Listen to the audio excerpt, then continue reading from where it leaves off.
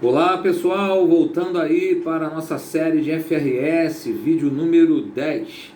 Bom, agora a gente vai falar um pouco sobre a demonstração dos fluxos de caixa, CPC 03, né, equivalente aí, né, ao IAS 07. Bom, a demonstração dos fluxos de caixa, né, é uma demonstração que evidencia, né, as movimentações que ocorreram no caixa e nos equivalentes de caixa de uma empresa. Ou seja, quando se fala caixa, a gente sabe que é o valor ali do numerário, né, em espécie. Mas o equivalente de caixa são aqueles valores que estão depositados nas contas bancárias da empresa, né, e aplicações financeiras de liquidez imediata. São aquelas que eu consigo resgatar de forma praticamente imediata.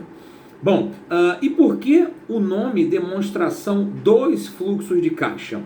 Porque, na verdade, existem três grandes atividades, né, que demonstram como esse caixa ou esse equivalente de caixa ele sofre variações, né? Ou seja, de que forma o caixa da empresa pode aumentar ou pode diminuir.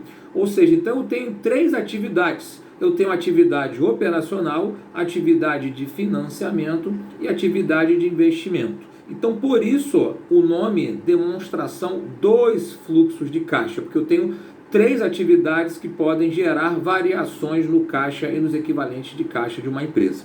Perfeito? Bom, a atividade operacional, ela refere-se, né, à operação da empresa, a atividade fim da empresa. Ou seja, quais são os valores, quais são as atividades, né, que geram saída de caixa operacional ou entrada de caixa operacional. Por exemplo, receita de venda de mercadorias, receita de venda de produtos, né, ou recebimento de prestação de serviços, né, a princípio todos eles são atividades operacionais. Maravilha? Pagamento de fornecedores, pagamento de salários, pagamento de impostos, né, decorrentes dessa atividade operacional são saídas de caixa operacional. Perfeito? As atividades de financiamento, basicamente, são aquelas que têm relação com a forma com que a empresa se financia. Então, por exemplo, aporte de sócio, de investidores, empréstimos contraídos são entradas de caixas de financiamento. Pagamento desses empréstimos, pagamento de dividendos, né, são saídas de caixa de financiamento. E atividades de investimento refere-se normalmente à entrada ou saída de caixa decorrente de ativos de longa duração, né? Investimentos, por exemplo, imobilizados, ou seja, investimentos imobilizados são saídas de caixa de investimentos, né? Investimentos em participações societárias são saídas de caixa de investimentos. Agora, venda desse imobilizado, né, venda dessa participação societária e outros investimentos de longo prazo são considerados atividades de investimento. Perfeito? Então, a empresa precisa demonstrar os seus fluxos de caixa decorrentes dessas três atividades. Por que isso é importante? Porque que acontece? Imagine uma empresa que apure lá no seu balanço patrimonial um caixa mais banco, ou seja, disponível lá 100 mil reais. Se eu olhar só o balanço, eu posso entender que aquela empresa está saudável, né, financeiramente. Agora, eu posso abrir a demonstração do fluxo de caixa e encontrar o seguinte cenário: um caixa operacional negativo de 150 mil reais, ou seja, eu tive que desembolsar mais caixa na minha operação do que entrou de fato. Aí, por conta disso, eu tive que pegar um empréstimo, né? E vamos imaginar aí um empréstimo de 200 mil reais, né? Para cobrir esses 150 mil negativos, né? E tive que vender um ativo imobilizado, um ativo intangível, uma participação societária que eu tinha e oferir mais 50 mil reais.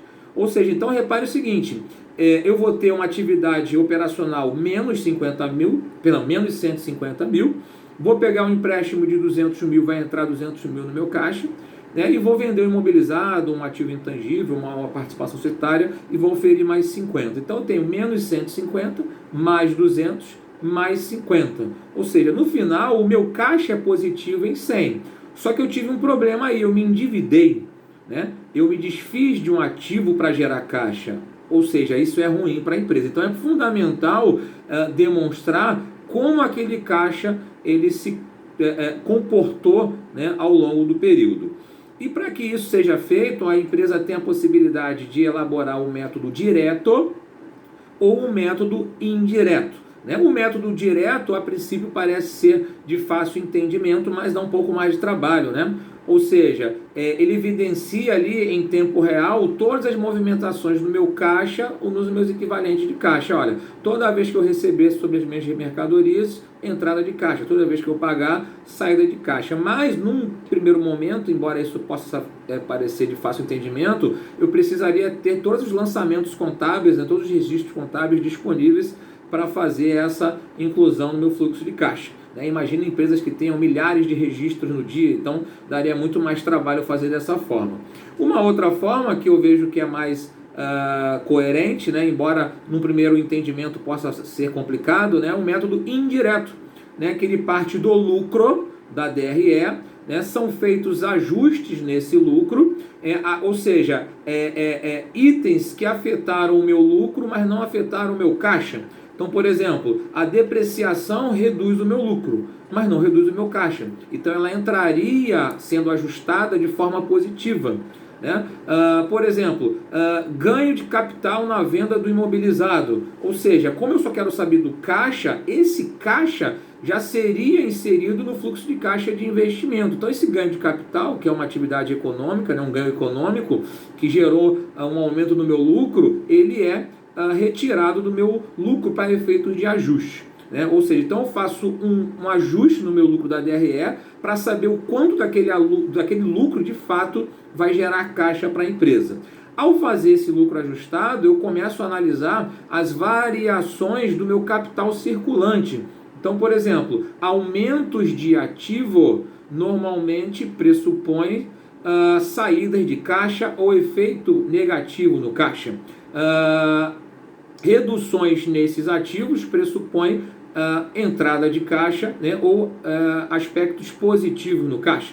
Por exemplo, aumento da conta estoques. Pressupõe-se que eu paguei para ter mais estoques. Então, um valor negativo no meu caixa deve ser colocado nessa atividade de aumento de estoques. Redução de estoques. Pressupõe-se que esse estoque ele foi vendido. Né? E a contrapartida disso? Aumentos de passivo tem um aspecto positivo no meu caixa, porque eu deixei de desembolsar dinheiro, e reduções no passivo tem um aspecto de redução do caixa, porque eu estou liquidando aquele passivo. Então, algumas pessoas me perguntam, professor, mas olha só, você está falando que aumento de ativo pressupõe um efeito negativo no caixa, né? E um aumento de passivo pressupõe um efeito positivo. E a compra a prazo de estoque?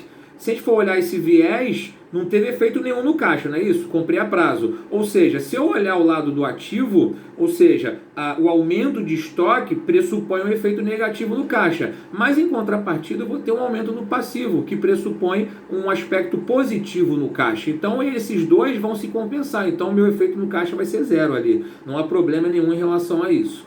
Tá? Ou seja, então, nesse modelo indireto, eu consigo visualizar quais foram as contas que mais impactaram para o aumento do caixa e para a redução do caixa.